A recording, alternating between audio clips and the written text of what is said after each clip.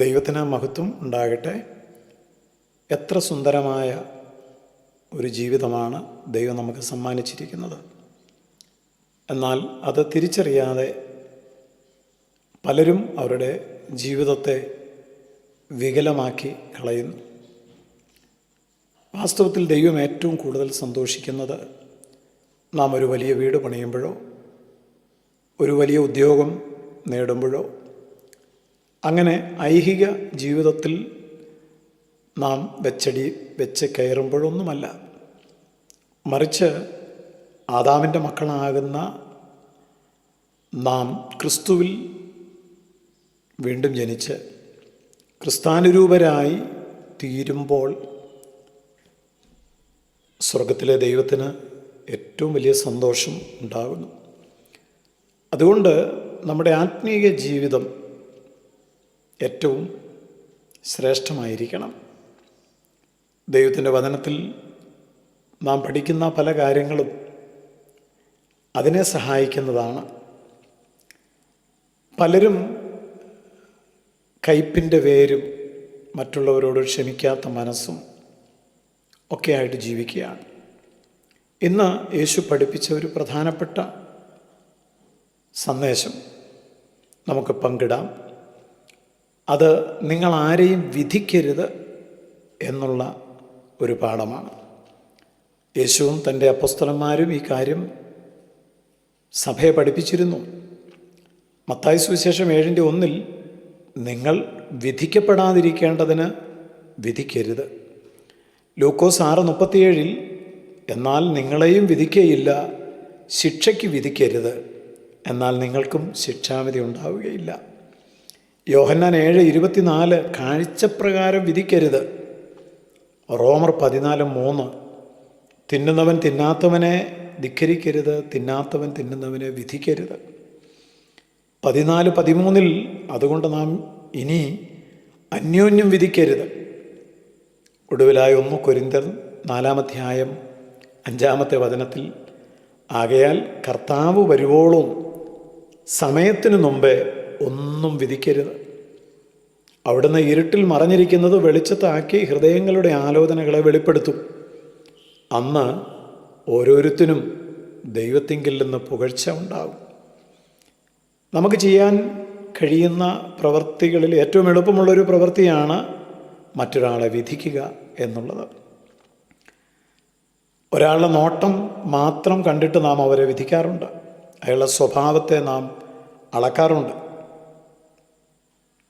അതുപോലെ ഒരു വ്യക്തിയുടെ ജീവിതത്തിലെ ഒരു തെറ്റ് കണ്ടിട്ട് അയാളുടെ ജീവിതം മുഴുവൻ നാം വിലയിരുത്താറുണ്ട്, വിധിക്കുകയാണ്. ദൈവം മനുഷ്യൻ ചെയ്യുന്നത് പോലെയല്ല.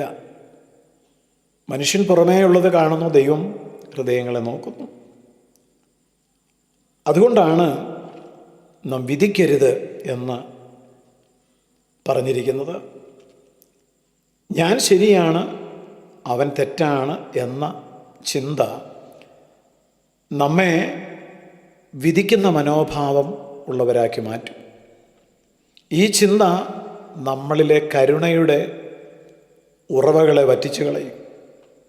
എന്നാൽ ഞാൻ പാപിയായിരുന്നു, ഞാൻ കൃപ അനുഭവിച്ചു എന്ന് ബോധ്യമുള്ള ഒരാൾക്ക് പെട്ടെന്ന് മറ്റൊരാളെ കുറ്റപ്പെടുത്തുവാൻ, വിധിക്കുവാൻ കഴിയുകയില്ല. സ്വന്തം വീഴ്ച അറിയുന്നവൻ തീർച്ചയായും മറ്റൊരാളുടെ വീഴ്ചയിൽ അവനോട് കരുണ കാണിച്ചിരിക്കും എന്നുള്ളതിന് യാതൊരു സംശയവുമില്ല. നാം മറ്റുള്ളവരെ വിധിക്കുമ്പോൾ നാം മനുഷ്യരെ നമ്മിൽ നിന്ന് അകറ്റുകയാണ്. എന്നാൽ നാം മറ്റുള്ളവരോട് കരുണ കാണിക്കുമ്പോൾ അവരെ നമ്മിലേക്ക് നാം തിരികെ കൊണ്ടുവരികയാണ്. സ്നേഹത്തോടുകൂടി നാം സംസാരിക്കുമ്പോൾ, കരുണയോടുകൂടി നോക്കുമ്പോൾ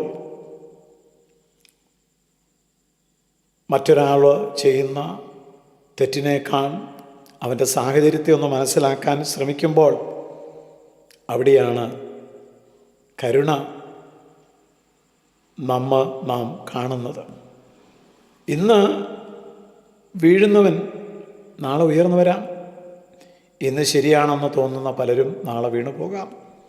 അതുകൊണ്ടാണല്ലോ തിരുവെഴുത്ത് ഇങ്ങനെ പറയുന്നത്, നിൽക്കുന്നു എന്ന് തോന്നുന്നവൻ വീഴാതിരിപ്പാൻ സൂക്ഷിക്കട്ടെ. നമ്മളെ ആരെയും ദൈവം ന്യായാധിപന്മാരാകുവാൻ വിളിച്ചിട്ടില്ല, സ്നേഹത്തിൻ്റെ സാക്ഷികളാകാനാണ് വിളിച്ചിരിക്കുന്നത്. മറ്റൊരാളെ വിധിക്കുന്നതിന് മുമ്പ് നമുക്കവനോട് പ്രാർത്ഥിക്കുവാൻ പഠിക്കണം. കുറ്റം ചൂണ്ടിക്കാണിക്കുന്നതിനേക്കാൾ അവൻ്റെ മുറിവുകൾ വെച്ച് കെട്ടുവാൻ നാം ശ്രമിക്കണം. കാരണം അങ്ങനെയുള്ളവരാണ് ദൈവത്തിൻ്റെ ഹൃദയത്തിൽ ഇടം തേടുന്നത്. കുറ്റം പറഞ്ഞു നടക്കുന്നവർക്കല്ല, വിധിക്കുന്നവർക്കല്ല, കരുണ കാണിക്കുന്നവർക്കാണ് ദൈവത്തിൻ്റെ ഹൃദയത്തിൽ ഇടമുള്ളത്. ഒടുവിലായി ദൈവകൃപ അനുഭവിച്ചുകൊണ്ടിരിക്കുന്നവർ ഒരിക്കലും മറ്റുള്ളവരെ പെട്ടെന്ന് വിധിക്കയില്ല. ഇത് നാം പ്രത്യേകം മനസ്സിലാക്കണം. അതുകൊണ്ട് വല്ലാത്ത ഒരു കാലഘട്ടത്തിൽ ജീവിക്കുന്ന നാം നമ്മളുടെ ആത്മീയ വെളിച്ചം അണഞ്ഞു പോകാതെ, നമ്മുടെ ഹൃദയം കഠിനപ്പെട്ടു പോകാതെ ഇരിക്കേണ്ടതിന്, കർത്താവിൻ്റെ വരവിൽ നാം കാണപ്പെടേണ്ടതിന് തീർച്ചയായും മറ്റുള്ളവരെ വിധിക്കുന്ന സ്വഭാവത്തിൽ നിന്ന് പുറത്തു വരേണ്ടതാണ്.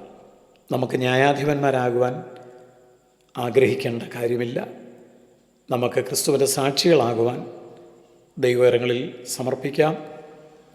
മറ്റുള്ളവരെ നാം വിധിക്കുമ്പോൾ യേശു പറയുന്നത്, കർത്താവ് വരുവോളം സമയത്തിന് മുമ്പ് ഒന്നും വിധിക്കരുത്. ഒരിക്കൽ മരണവും പിന്നെ ന്യായവിധിയും ദൈവം സകല മനുഷ്യർക്കും നിയമിച്ചിരിക്കുന്നു. ദൈവം പോലും മനുഷ്യനെ വിധിക്കുന്നത് മരണത്തിന് ശേഷമാണ് എന്ന് മനസ്സിലാക്കുക. നാം ജീവിച്ചിരിക്കുമ്പോൾ പലരെയും വിധിച്ചു കൊല്ലുകയാണ്. മടങ്ങി വരാം. സ്വർഗീയ പിതാവേ, ഞങ്ങളുടെ നല്ല വചനങ്ങൾക്കായി സ്തോത്രം. ഞങ്ങളുടെ പാപം ഞങ്ങൾക്ക് ബോധ്യപ്പെടുത്തണം. ക്രിസ്തു യേശുവിൻ നാമത്തിൽ